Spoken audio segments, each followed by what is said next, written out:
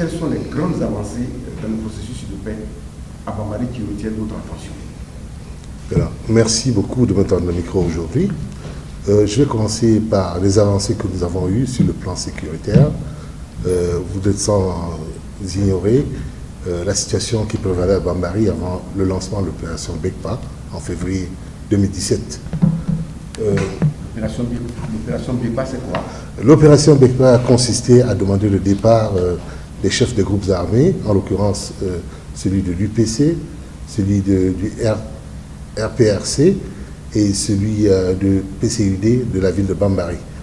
Alors nous avons obtenu ce départ sans tirer un coup de feu, en utilisant la pression militaire et aussi en discutant avec ces leaders, les groupes politico-militaires.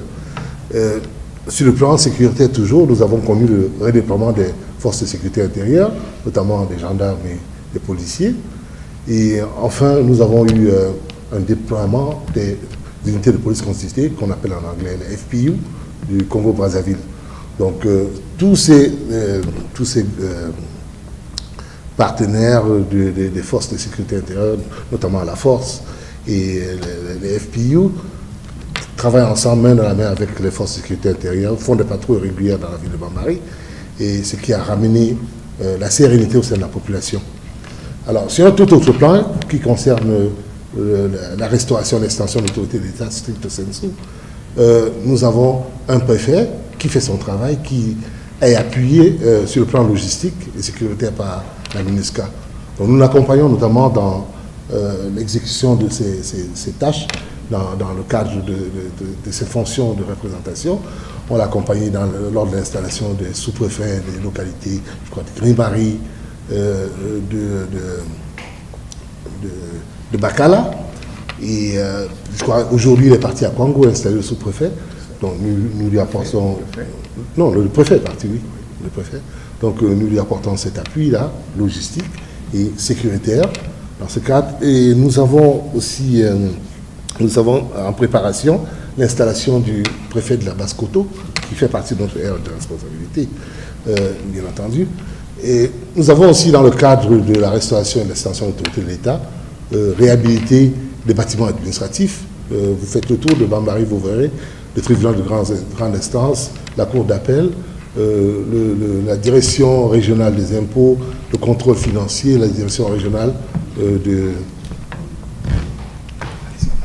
la direction régionale du développement rural. Il y a aussi la prison, pour ne citer que cela, et j'ajouterai même les deux mairies, la mairie de Planamawaka, la mairie de Bambari, et plus récemment nous avons commencé aussi la réhabilitation du salon de l'aéroport de Bambari. Alors ensuite, nous avons appuyé les administrations publiques à Bambari en remettant un lot d'équipements au préfet de la Ouaka. Alors ces équipements permettront que l'administration fasse son travail de manière efficiente, serve vraiment les usagers des services publics. Donc ça va des groupes électrogènes aux tables,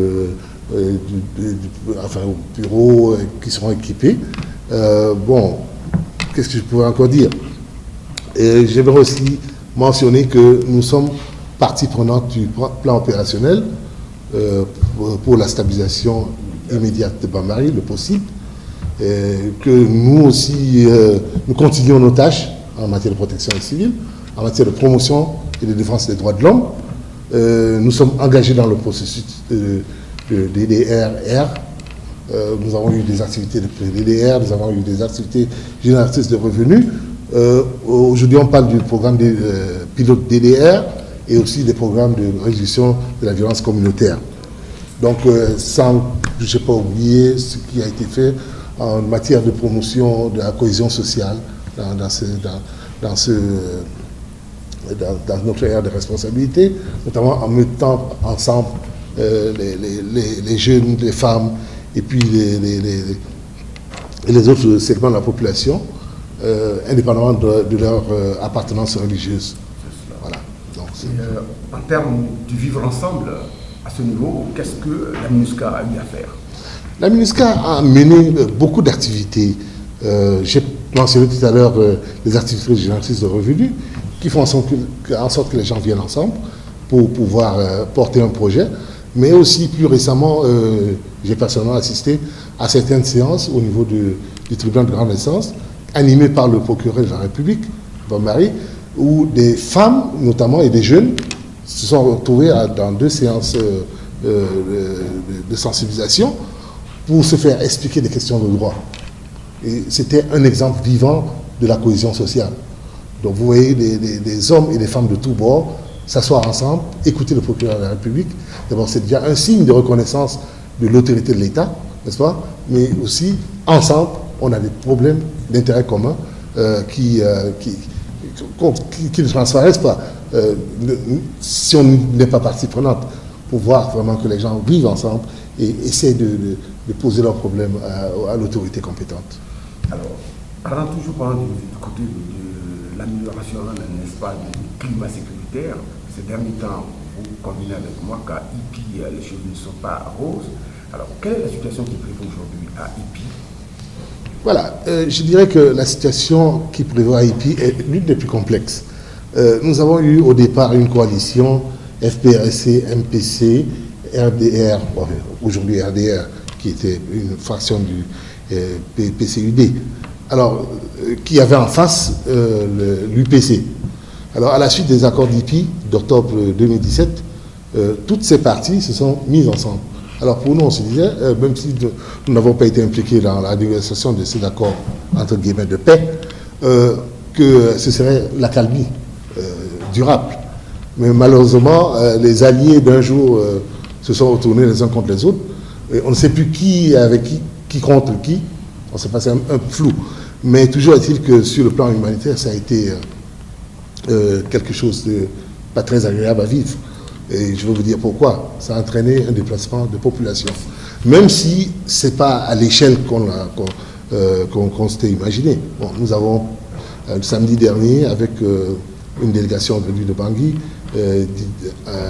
composée du ministre de l'Intérieur chargé de la sécurité publique et du commandant de la force, nous sommes allés personnellement à IPI pour rendre compte de la gravité de la situation. Bon, mais il y a une accalmie pour le moment, et je peux vous le dire. Il y a quelques déplacés encore autour de l'église, mais ce n'est plus à l'échelle qu'on avait annoncé. Alors, oui, alors, et puis nos partenaires humanitaires étaient conscients de la situation, mais avaient besoin d'un accès humanitaire qu'on pourra, dans les jours qui viennent, consolider, étant donné qu'on a été sur le terrain. Et comment aujourd'hui ramener la sérénité à IPI? À IPI, la sérénité sera ramenée en faisant sûrement ce qu'on a fait ici à Bambari. À la demande de la population, les 2 leaders de la délégation, en l'occurrence le ministre de l'Intérieur, chef de la sécurité publique, et le commandant de la force, ont donné un ultimatum d'1 semaine aux forces négatives, aux forces en présence, excusez-moi le terme, pour libérer la ville. Donc, 1 semaine, le countdown a commencé déjà samedi dernier, et nous attendons à ce que ces groupes armés quittent la ville d'IPI. Alors, quelle a été leur réaction à cet ultimatum que vous leur avez intimé? Voilà, disons que sur le champ, les représentants des groupes armés ont dit que eux, ils n'étaient que des représentants, bien entendu, qu'ils transmettraient la nouvelle à leur hiérarchie respective. Alors, mais nous croyons que la pression militaire prévaudra et puis que la ville d'IPI deviendra comme celle de Bambari, une ville sans groupes armés. Avec quels moyens, M. le chef du bureau? Conjugaison de pression politique et pression militaire. Donc, les moyens militaires, nous les avons, là, je ne peux pas le cacher. Et bien entendu, nous tenons un langage de fermeté en leur disant que trop c'est trop, les populations ont longtemps souffert et on ne peut pas continuer sur ce registre.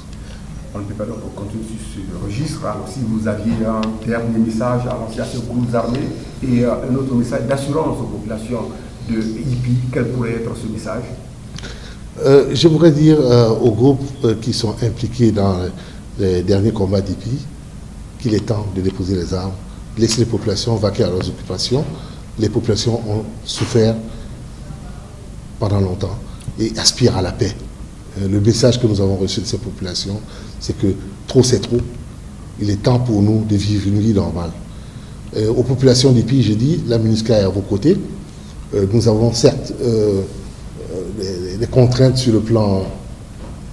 Oui, nous avons certaines contraintes parfois, mais je vais vous dire une chose, on est là pour assurer la protection de la population et on le fait avec les moyens qu'on a.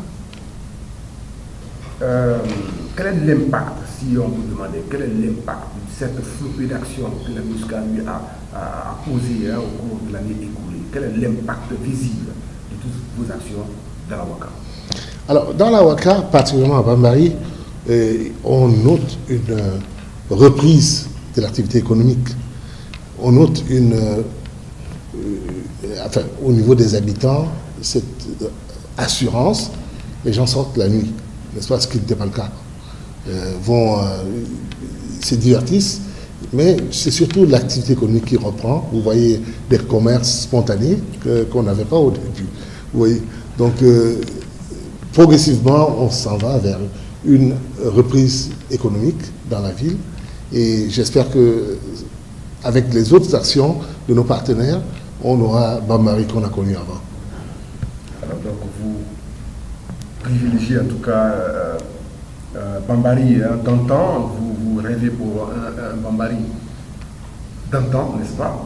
Alors, à quoi pourrait ressembler justement Bambari et la Ouaka en général en 2018, selon les prévisions de la MINUSCA? Bambari sera une ville où les populations célèbrent le vivre ensemble. Bambari sera une ville où les jeunes sont détournés des groupes armés, ont une activité qui leur permet de nourrir les leurs. Bambari sera une ville où il y aura de l'eau courante, de l'électricité, où certaines rues seront réaménagées, sinon bitumées, reprofilées. Bambari aura un aéroport qui répond au nord. C'est cela. Et au terme de cet entretien exclusif, monsieur le chef du bureau, quel message ou sur quel point vous souhaiteriez insister qu'on n'a pas pu aborder au cours de cet entretien? Voilà, c'est peut-être les défis auxquels nous ferons face. Alors, quels seront alors pour 2018 les grands défis? Les grands défis, c'est notamment établir le rayon de stabilisation autour de Bambari. Aujourd'hui, nous avons un rayon de 10 km autour de Bambari qui s'avère pour le moment, je ne dirais pas insuffisant, qui mérite d'être étendu. Vous voyez, je ne voudrais pas que Bambari soit perçu comme un îlot de stabilité dans un océan d'instabilité. Alors, je me dis, ce que nous devons faire, c'est progressivement étendre notre rayon de sécurité autour de la ville pour faire en sorte que les villages alentours, qui sont le grenier de la Ouaka et le grenier de Bambari surtout, n'est-ce pas, ne soient pas dégarnis et que ces gens viennent grossir la population déjà importante dans les camps de déplacés. Alors, un autre défi aussi, parlant des camps de déplacés, serait de montrer aux gens, la sécurité étant revenus, de retourner dans leur maison. Et comment justement les convaincre à y retourner? Retourner, oui, mais où vivre? Beaucoup arment du fait qu'ils n'ont pratiquement pas du tout de logement. Qu'est-ce qu'il faut faire pour eux? Je crois qu'avec nos partenaires, on peut réfléchir sur les voies et moyens pour faire en sorte que les gens soient décemment logés. Mais il n'y a pas d'avenir dans un camp de déplacés. Surtout dans une ville où la sécurité est revenue progressivement. Elle n'est pas à 100%, comme dans toute ville. Mais je me dis, ce serait l'occasion d'aller progressivement et de retourner à la maison. La place d'un enfant, ce n'est pas dans un camp où les conditions de vie ne sont pas les plus idéales. Donc je me dis, 2018, il faut qu'on songe déjà à rentrer à la maison. Alors, votre message de Nouvel An aux populations de Bambari que vous pratiquez depuis bientôt 2 ans? À chaque résident de la préfecture de la Ouaka, la préfecture de la Basse-Koto, j'aimerais adresser mes vœux les meilleurs de succès et de prospérité à l'occasion des fêtes de fin d'année, et notamment à l'occasion de l'année 2018 qui toque à notre porte. Et leur dire que il nous faut un peu de patience. Je sais bien, on aimerait bien que tout soit rose dès demain matin, mais c'est un processus. Mais sachez une chose, la MINUSCA, la communauté internationale, nous sommes à vos côtés. Nous sommes venus vous appuyer pour faire en sorte que les années de guerre et de destruction ne soient plus qu'un triste souvenir.